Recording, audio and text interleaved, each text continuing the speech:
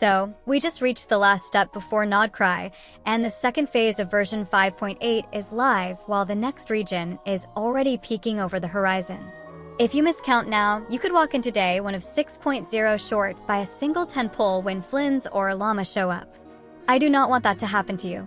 In this video, I am going to do something a bit unusual.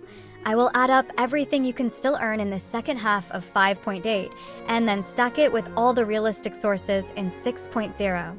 The reason is simple and very practical. Several trusted leakers point to Nahida, Lauma, and the Sumeru chronicled wish landing in the second phase of 6.0, which means you may want to hold through the end of 5.8. Take every Primogem you can in 6.0, and then decide. That is why I am bundling both windows in one place right now, before the chaos starts. Quick context so we all start from the same map. The second phase banners in 5.8 are Chaska and Walani.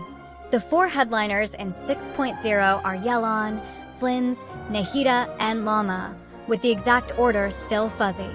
The Sumeru chronicled wish is very likely to appear alongside the Nahida rerun. Looking one patch beyond, early chatter says that 6.1 brings Nefer, a Dendrobow user, plus Jahoda as a 4-star, a Varisa rerun, and Durin as a Pyro Sword off-field supporter. All of that means your Primogem plan should not stop at 6.0 day 1. You want a full patch view. Let us start with the backbone everyone can earn without doing anything fancy: daily commissions. From now through the end of 6.0, if you log in and finish your 4 dailies every day, you are looking at 60 Primogems per day over 63 days. That adds up to 3,780. Main story Primogems in 6.0 look solid. The Archon and Region quests add roughly 440, split as 120 flat Primogems, and the rest converted from 2 pulls. Side quests and world quests push in more value, around 370. Exploration is where the range widens. The new Nod-Krai map is big, and early test routes suggest roughly 1,800 Primogems from chests, puzzles, one-offs, and first-time clears. Because we are so early, treat those numbers as reasonable targets, not promises, but they're a good planning baseline. Offerings in the new regional system also matter. The current estimate is 1,250 Primogems plus 8 standard fates tied to the new offering tree. To keep the core count focused on limited pulls, I am not adding those 8 standard fates into the wish total, but do not forget they exist. They are free rolls for the standard pool and a nice side cushion. Achievements are easy to ignore and easy to love. Expect around 305 Primogems in 6.0 from the usual mix of exploration, combat, system, and story triggers. You will pick most of these up naturally while unlocking the region, but it is always worth skimming the new tabs to target a few quick wins. Update maintenance rewards are the classic kickoff gift. 600 Primogems land in your inbox at the start of 6.0. Please do not forget to claim them. There are also other small sources that add up over a full patch. Comms, web events, Hoyo daily logins, and community drops together around 500 Primogems across the window. I am placing that in the plan because we see it every patch cycle. The Paimon shop resets twice across this period, which means you can buy 10 intertwined fates with Stardust. That is roughly 1,600 Primogems in value. Endgame content gives a real boost. We get 1 Imaginarium Theater reset in the back half of 5.8 and 1 in 6.0.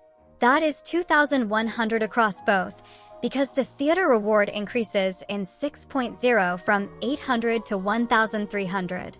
Stygian Onslaught resets in 6.0 for another 450 Primogems if you clear it. Spiral Abyss resets twice inside the 6.0 window, which is 1,600 if you can full star both halves.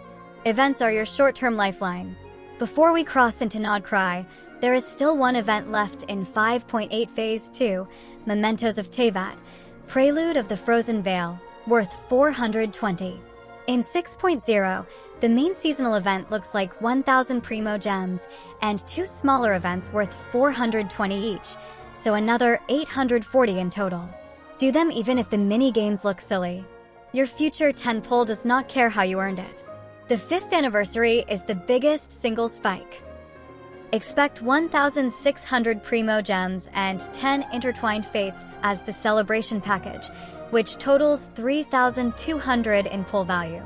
This lands inside the 6.0 life cycle and is the part that makes the math feel generous again after a drier stretch in Natlan.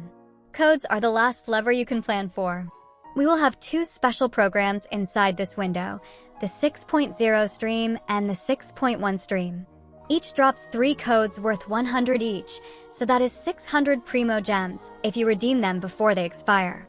Hoyo also tends to drop 1 or 2 small codes around patch time. To be conservative, bake in another 120 across the period. These expire quickly.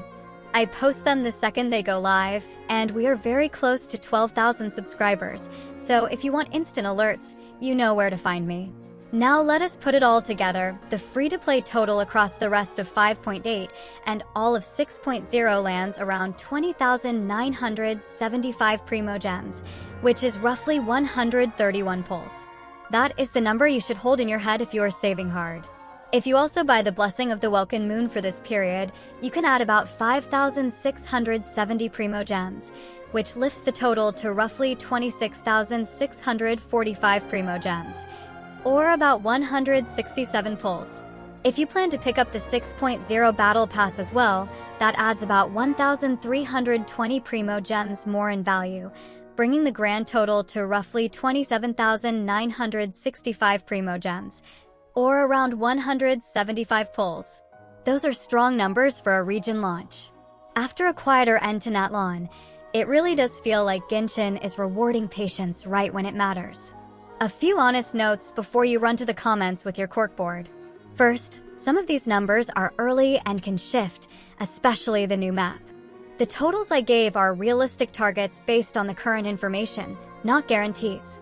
Second, try not to compare your exact count to the headline number if you skip events or if Spiral Abyss gives you stress. This is a plan, not homework. Third, think about opportunity cost. If the Sumeru Chronicled Wish appears with a weapon banner full of premium signatures, and if Nahida and Lauma really do share the window, you may want to put most of your 6.0 earnings there rather than spending down on day one. The whole point of counting ahead is to buy yourself the freedom to choose. Let us land this gently. We finally have a clear picture of how many Primogems we can carry into the moonlit streets of Nod-Krai. It is a lot better than it looked a month ago, and that is good news after a pretty dry spell. If this breakdown helped you breathe easier, let me know. Thanks for watching, thanks for being here at the end of Natlan, and if you like this kind of clear, simple planning, consider subscribing. We are very close to 12,000 friends on the channel, and your support means more than you think. See you in Teyvat.